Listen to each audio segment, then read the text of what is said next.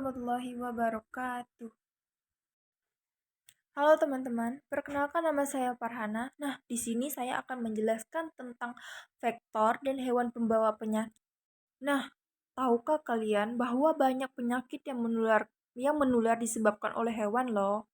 Nah, hewan tersebut disebut vektor, yaitu organisme yang mampu menular dan membawa bibit penyakit dari suatu inang ke inang lain.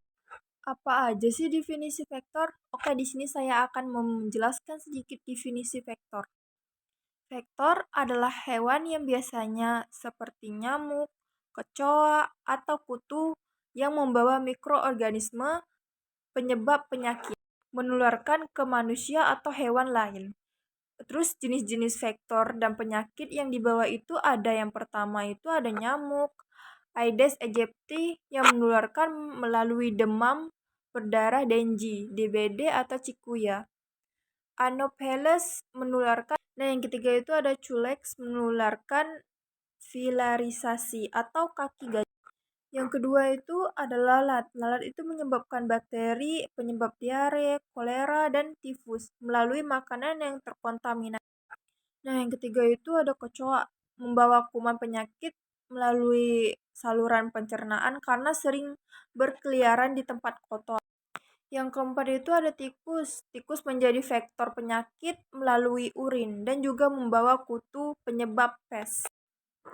Nah, yang kelima itu ada kutu, ceplak, pinjal, menyebabkan penyakit seperti pes, tifus, disen, dan infeksi kulit. Terus bagaimana sih cara penularan vektor? Nah, mari kita bahas bersama-sama. Yang pertama itu melalui gigitan langsung. Contohnya itu nyamuk malaria. Dan yang kedua itu melalui makanan atau minuman yang terkontaminasi seperti dihinggapi lalat.